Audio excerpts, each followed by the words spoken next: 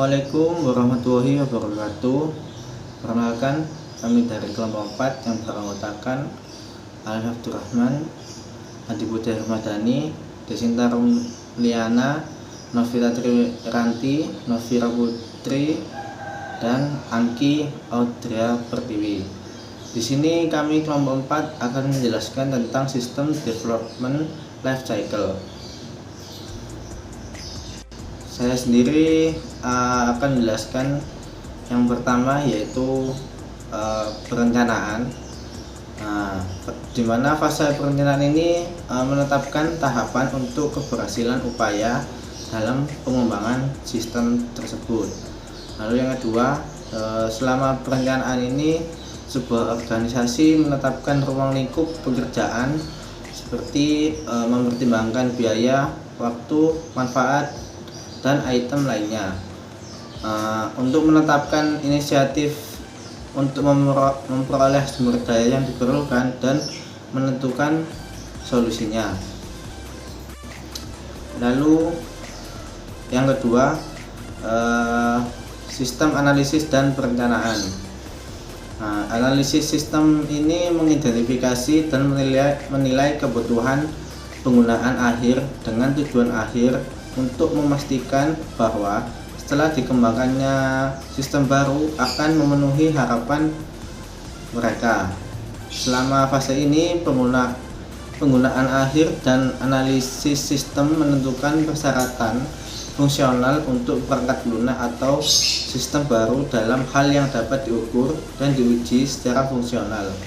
Fungsionalitas sistem yang ada disesuaikan dengan fungsionalitas baru dan persyaratan yang ditentukan dan divalidasi dengan penggunaan sistem.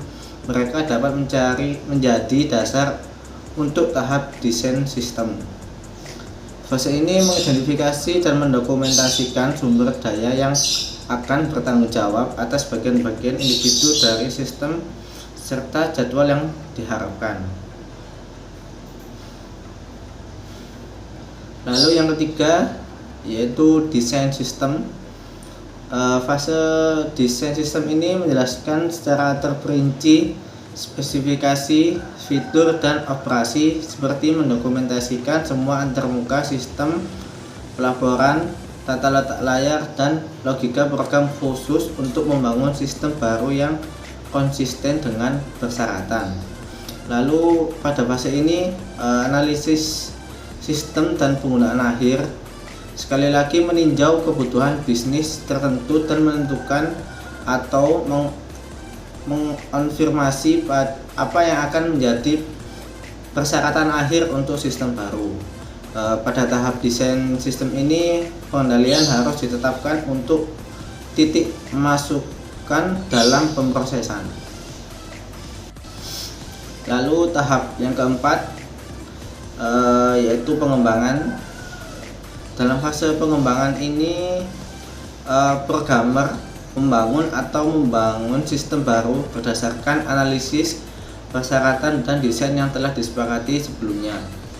Lalu praktik yang harus dipatuhi seseorang saat seorang mulai merencanakan, mengembangkan, menguji, dan menerapkan dan memelihara sistem, yaitu 1. Memvalidasi masukan, yang kedua memperhatikan peringatan kompiler, yang ketiga arsitek dan desain untuk kebijakan keamanan, lalu yang keempat pertahanan desain sesederhana sekecil mungkin, tolak default, yang keenam patuhi prinsip hak istimewa terendah, yang ketujuh sanitasi data yang dikirim ke sistem lain, yang ke-8 latih pertahanan secara mendalam, yang ke-9 gunakan teknik jaminan kualitas yang efektif, lalu yang ke-10 gunakan standar pengkodean yang aman. Lalu yang kelima, yaitu pengujian. Dalam pengujian ini merupakan bagian yang sangat penting dari pengembangan dari implementasi sistem. Tujuan utama pengujian sistem ini adalah untuk memvalidasi bahwa sistem ini berfungsi seperti yang diharapkan dan mengidentifikasi kesalahan kecurangan, kegagalan, atau kesalahan pada tahap yang awal sebelumnya, karena jika ditemukan kemudian akan mahal untuk diperbaikinya. Sekian presentasi dari saya, akan dilanjutkan oleh rekan saya.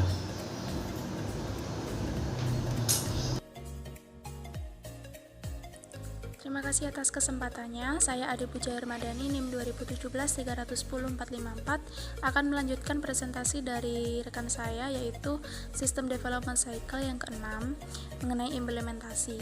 Implementasi sistem di sini adalah memverifikasi bahwa sistem baru dapat memenuhi tujuan dan prosedur serta tersedia untuk diproduksi. Sistem development yang ketujuh adalah operasi dan pemeliharaan. Rencana ini harus didokumentasikan untuk membantu tim implementasi dan pengguna dalam proses implementasi. Penerapan sistem melibatkan penggabungan beberapa kontrol, yaitu yang pertama adalah implementation plan.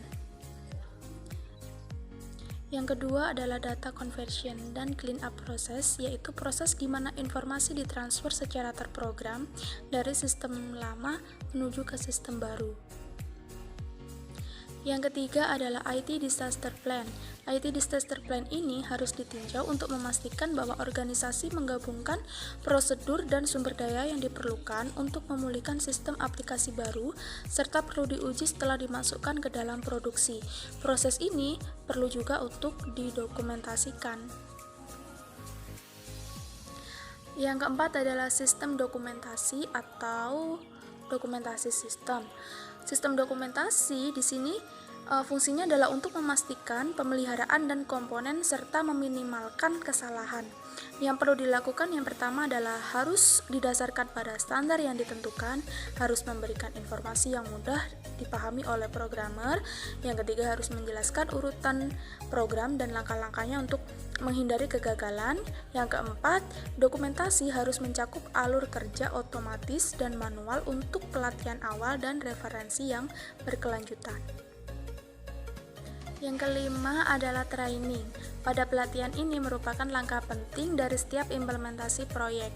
Pelatihan ini memberikan pengguna pemahaman, keterampilan, memotivasi untuk menerima perubahan, dan membantu organisasi dalam mencapai hasil bisnis yang diinginkan.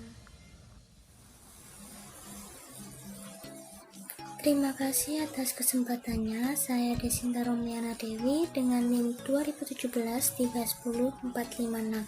Di sini saya akan melanjutkan presentasi dari rekan saya, yaitu mengenai support atau dukungan.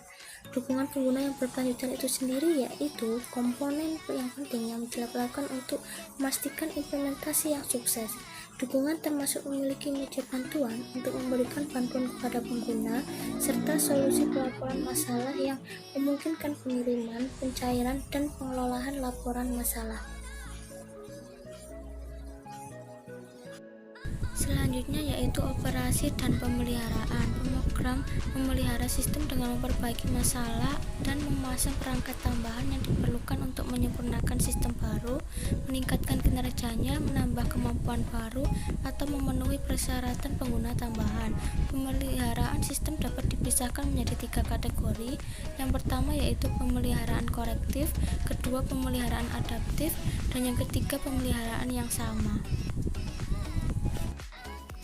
Untuk yang pertama yaitu pemeliharaan korektif. Tujuan pemeliharaan korektif adalah untuk memperbaiki fungsionalitas yang ada agar berfungsi dan bukan menyediakan fungsionalitas baru. Dan yang kedua yaitu pemeliharaan adaptif. Pengertiannya adalah hasil dari perubahan peraturan dan lingkungan lainnya. Dan tujuan pemeliharaan adaptif ini adalah untuk menyesuaikan dengan beberapa perubahan dalam kondisi bisnis sebagai lawan untuk memperbaiki atau menyediakan fungsionalitas baru. Contoh pemeliharaan adaptif adalah modifikasi untuk mengakomodasi perubahan undang-undang perpajakan. Dan yang terakhir adalah pemeliharaan yang sempurna, termasuk penggabungan kebutuhan pengguna baru dan peningkatan yang tidak dipenuhi oleh sistem saat ini. Tujuan dari pemeliharaan sempurna adalah untuk memodifikasi perangkat lunak untuk mendukung kebutuhan baru. Selanjutnya yaitu risiko tambahan dan kontrol terkait ketahapan SDLC. Risiko tambahan yang diakibatkan oleh fase SDLC yang baru saja didiskusikan dan yang disignifikan bagi organisasi dan auditor TI tercantum di bawah ini. Ini dapat mengakibatkan data yang tidak valid atau menyesatkan. Selanjutnya yaitu pendekatan pengembangan sistem. Setiap pendekatan harus menentukan persyaratan tersebut, memverifikasi bahwa program berfungsi sebagaimana mestinya, dan mengimplementasikan sistem. Berikut adalah uraian tentang pendekatan umum pengembangan sistem yang dimulai dari metode pengembangan sistem waterfall tradisional, metode modern dan non-sekuensial lainnya seperti metodologi tangkas dan ringan, misalnya Scrum, Kanban, Extreme Programming, XP, dan lain-lain juga. Dan yang terakhir adalah pengembangan sistem air terjun. Pendekatan waterfall atau air terjun juga disebut sebagai metode tradisional. Untuk pengembangan sistem adalah proses berurutan dengan tahapan yang ditentukan, dimulai dengan identifikasi kebutuhan dan diakhiri dengan implementasi sistem. Untuk pembahasan selanjutnya akan dijelaskan oleh rekan saya. Terima kasih. Baik, terima kasih atas kesempatannya. Di sini saya Novita Triwiranti dengan NIM 2017310457 akan melanjutkan presentasi dari rekan saya. Dan di sini saya akan menjelaskan yang pertama yaitu tentang Agile System Development. Agile sendiri yang artinya tangkas, yang artinya sendiri mampu bergerak dengan cepat dan mudah.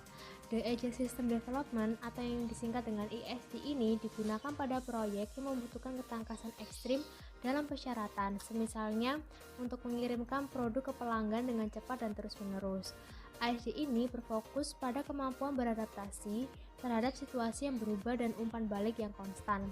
Fitur utama dari ISD ini yaitu melibatkan siklus pengiriman jangka pendek atau sprint, persyaratan gesit, budaya tim yang dinamis, kontrol proyek yang tidak terlalu ketat, dan penekanan pada komunikasi waktu nyata.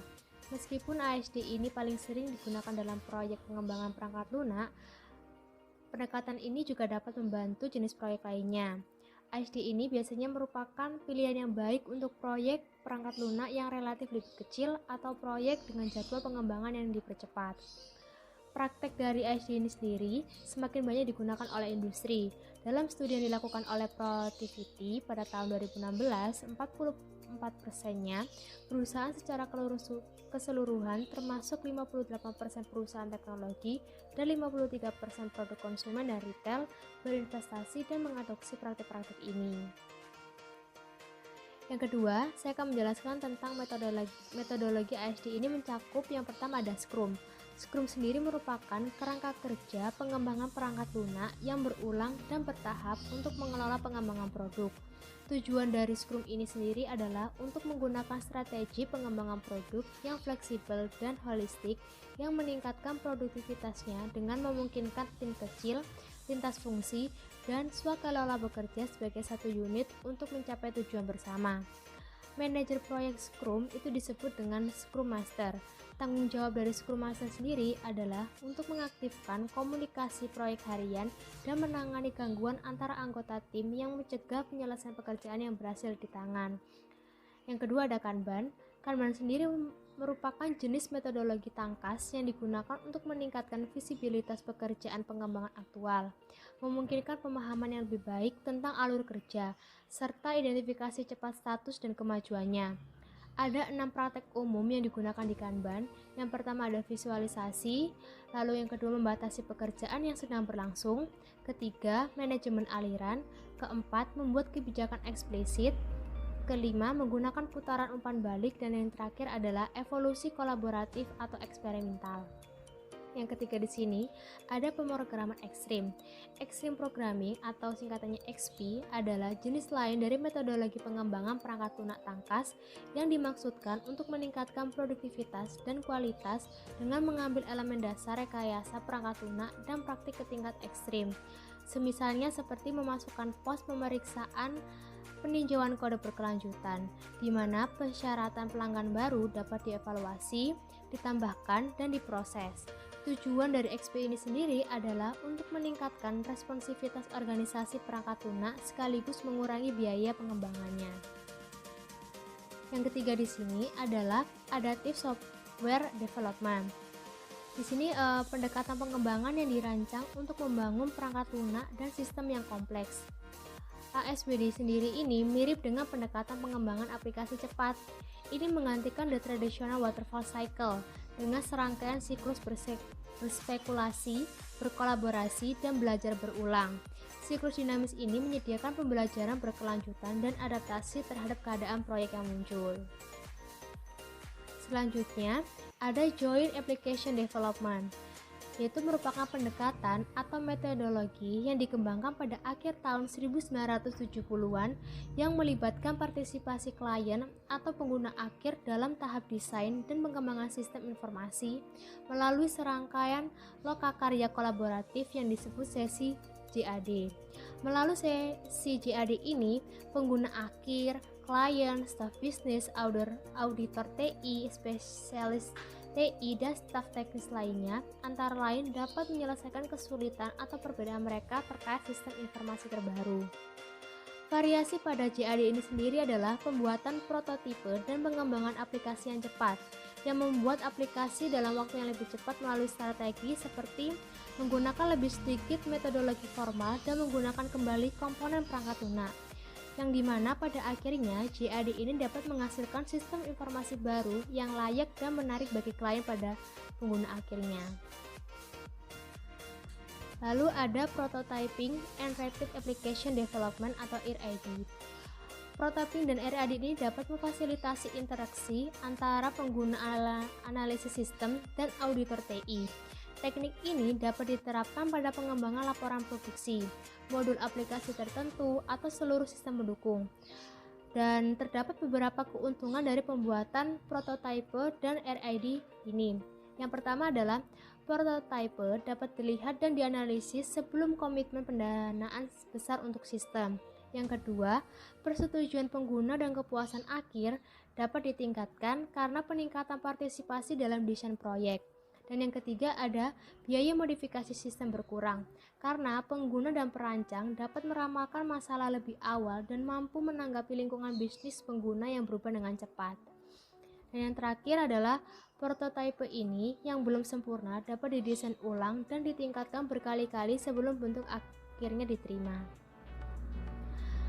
Lalu juga terdapat risiko dalam pembuatan prototipe dan RAD ini. Yang pertama itu desain sistem tidak lengkap, dan yang kedua performa pemrosesan yang tidak efisien, yang ketiga kontrol aplikasi yang tidak memadai, yang keempat dokumentasi yang tidak memadai, dan yang kelima adalah implementasi yang tidak efektif. Selanjutnya ada Lean Software Development. Lean Software Development atau LSD ini adalah terjemahan prinsip dan praktek Lean Manufacturing dan TI ke domain pengembangan perangkat lunak. LSD ini adalah jenis pendekatan gesit yang bisa dilakukan dan diringkas oleh 7 prinsip utama yang sangat mirip dengan konsep prinsip Lean Manufacturing. Yang pertama adalah menghilangkan pemborosan. Di sini mengidentifikasi apa yang menciptakan nilai bagi pelanggan. Yang kedua adalah bangun kualitas, yaitu memadukan kualitas dalam proses, mencegah cacat. Yang ketiga, menciptakan komitmen, yaitu dengan belajar terus-menerus, melakukan hanya jika diperlukan, dan lakukan dengan cepat. Lalu ada ciptakan pengetahuan, yaitu menyelidiki dan memperbaiki kesalahan saat terjadi, menantang dan meningkatkan standar, belajar dari kesalahan. Selanjutnya yaitu mengirim secepat mungkin. Di sini memberikan nilai kepada pelanggan dengan cepat, kualitas tinggi, dan biaya yang rendah. Lalu ada berdayakan tim dan menghormati orang. Di sini melibatkan semua orang, membangun integritas, menyediakan lingkungan yang stabil. Dan yang ketujuh adalah mengoptimalkan keseluruhan, yaitu memberikan produk yang lengkap, memantau kualitas, dan melakukan perbaikan secara terus-menerus. Dan selanjutnya akan dilanjutkan oleh rekan saya. Terima kasih. Terima kasih atas kesempatannya. Nama saya Novira Putra Anggraini dengan NIM 2017-310-471. Di sini saya akan melanjutkan presentasi dari rekan saya, yaitu tentang pengembangan pengguna akhir. Pengembangan pengguna akhir atau end user development juga dikenal sebagai komputasi pengguna akhir yang mengacu pada aplikasi yang dibuat, dioperasikan, dan dipelihara oleh orang-orang yang bukan pengembang perangkat lunak profesional atau pengguna akhir. Banyak faktor yang menyebabkan pengguna akhir membangun sistem mereka sendiri. Contohnya adalah pergeseran teknologi menuju komputer pribadi atau PC dan bahasa pemrograman generasi. Pergeseran ini sebagian disebabkan oleh penurunan biaya perangkat keras dan perangkat lunak yang memungkinkan individu memiliki komputer. Karena PC tampak relatif sederhana dan dianggap sebagai alat produktivitas pribadi yang pengaruhnya terhadap organisasi sebagian besar telah diabaikan. Di banyak organisasi, aplikasi EOD atau End User Development memiliki prosedur formal yang terbatas atau tidak sama sekali. Pengguna akhir mungkin tidak memiliki pengetahuan latar belakang untuk mengembangkan aplikasi dengan kontrol atau pemeliharaan yang memadai. Ini yang menjadi masalah ketika organisasi mengandalkan sistem yang dikembangkan pengguna akhir untuk operasi sehari-hari dan pengambilan keputusan penting. Selanjutnya ada risiko dari penggunaan aplikasi End User Development atau EOD, yaitu yang pertama, biaya organisasi yang lebih tinggi, yang kedua, sistem tidak kompatibel, yang ketiga, sistem redundan, dan yang keempat, implementasi yang analisis sistem tidak lengkap. Selanjutnya ada tanggung jawab utama auditor ketika terlibat dalam proyek implementasi dan pengembangan sistem. Beberapa tanggung jawab auditor adalah meninjau persyaratan pengguna, meninjau kontrol manual dan aplikasi, memeriksa semua spesifikasi teknis untuk kesesuaian dengan standar perusahaan, melakukan penelusuran desain di akhir setiap fase pengembangan, mengirimkan rekomendasi tertulis untuk persetujuan setelah setiap panduan, memastikan implementasi direkomendasi sebelum memulai fase berikutnya, meninjau kembali rencana pengujian, mempresentasikan temuan kepada manajemen. Nah, ini dapat membantu meminimalkan kelemahan dan masalah kontrol sebelum sistem itu diimplementasikan dalam produksi dan menjadi operasional dalam perusahaan sebelum operasi tersebut digunakan. Selanjutnya ada keterlibatan auditor TI dalam pengembangan sistem dan implementasi. Ada banyak peluang untuk keterlibatan auditor dalam proses sistem development dan implementation. Auditor TI perlu mengembangkan keterampilan dan hubungan untuk bekerja dengan tim dari manajemen untuk memastikan bahwa kontrol dibangun ke dalam sistem. Auditor TI juga dapat membantu organisasi dengan meninjau lingkungan manajemen, mengevaluasi standar untuk manajemen, dan mengevaluasi tahapan dalam proses manajemen. Peran auditor TI dalam proyek sistem development dan implementation bergantung pada budaya organisasi, kematangan fungsi, dan filosofi Departemen Audit. Auditor TI dapat mengambil dua peran berbeda dalam proyek sistem development dan implementation, yaitu konsultan kontrol atau peninjau independen. Yang pertama sebagai konsultan kontrol. Auditor menjadi anggota tim sistem development dan implementation dan bekerja sebagai analisis dan pemrograman untuk merancang kontrol aplikasi. Dan yang kedua sebagai peninjau independen. Auditor TI tidak melakukan dan tidak memiliki tanggung jawab desain dan tidak melapor kepada tim, tetapi dapat memberikan rekomendasi untuk ditindaklanjuti atau tidak oleh manajer proyek atau sistem. Selanjutnya ada tugas resiko dan rencana audit. Yang pertama, tugas resiko. Tingkat resiko dapat berupa fungsi dari kebutuhan akan informasi yang tepat waktu, kompleksitas aplikasi, tingkat kepercayaan untuk keputusan penting, lamanya waktu aplikasi yang akan digunakan, dan jumlah orang yang akan menggunakannya. Untuk rencana audit juga akan merinci langkah-langkah dan prosedur untuk memenuhi tujuan rencana audit, dan akan merinci langkah-langkah dan prosedur untuk memenuhi tujuan audit. Rencana audit selanjutnya akan mendokumentasikan prosedur yang diperlukan untuk meninjau proses sistem development dan implementation untuk memastikan bahwa sistem dirancang konsisten dengan persyaratan pengguna, bahwa manajemen menyetujui desain tersebut, dan bahwa sistem atau aplikasi telah diuji secara memadai sebelum diterapkan. Fokus tambahan dari rencana audit adalah memastikan bahwa pengguna akhir dapat menggunakan sistem berdasarkan kombinasi keterampilan dan dokumentasi.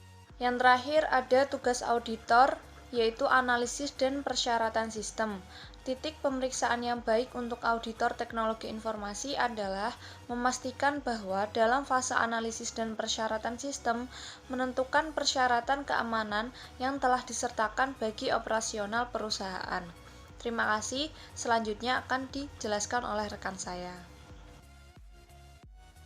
Terima kasih atas kesempatannya. Perkenalkan, nama saya Anki Audria Pertiwi dengan NIM 2017-310553 akan menjelaskan presentasi dari rekan saya sebelumnya, yaitu yang sekarang tugas auditor desain sistem.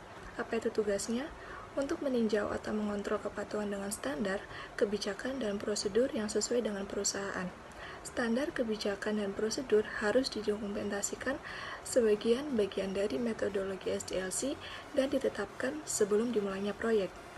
Jika exposure atau kontrol yang hilang atau kurangnya kepatuhan teridentifikasi, maka auditor TI harus merekomendasikan kontrol atau prosedur yang sesuai. Selanjutnya, tugas auditor pengembangan. Apa itu tugasnya?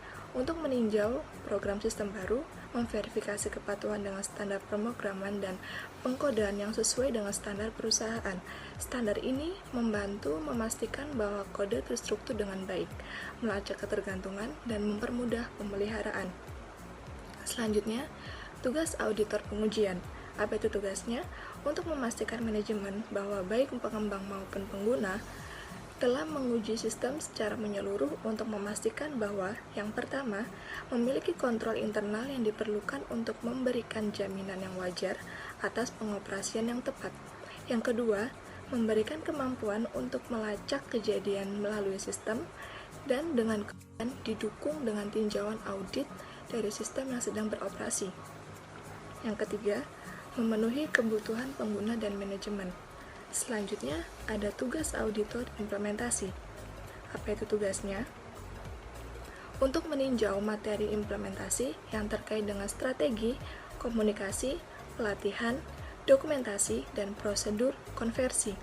Kesiapan produksi juga harus ditinjau ulang yang dapat mencakup evaluasi kesiapan sistem terkait dengan hasil pengujian, kesiapan programmer pendukung, produksi, pengoperasian komputer, dan pengguna dalam hal pelatihan, dan kesiapan helpdesk dengan staf terlatih dan proses penelusuran permasalahan.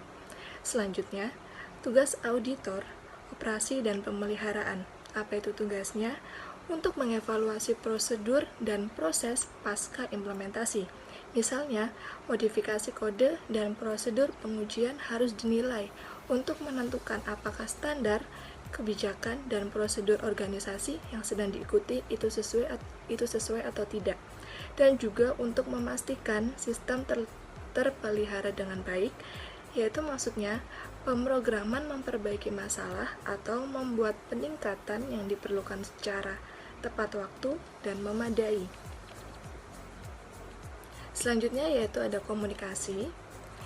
Yaitu komunikasi itu cukup dari auditor TI di dalam proyek SD dan I, guna untuk memastikan bahwa manajemen dan tim pengembangan dari peran auditor TI dapat dipahami dan dikomunikasikan kepada semua peserta.